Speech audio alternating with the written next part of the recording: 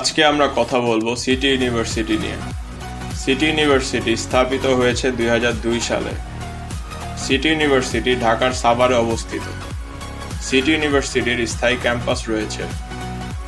এই বিশ্ববিদ্যালয়ে BBA, CSC, ল, ইংরেজি, ট্রিপল এর মতো ভালো সব ধরনের বিষয় রয়েছে।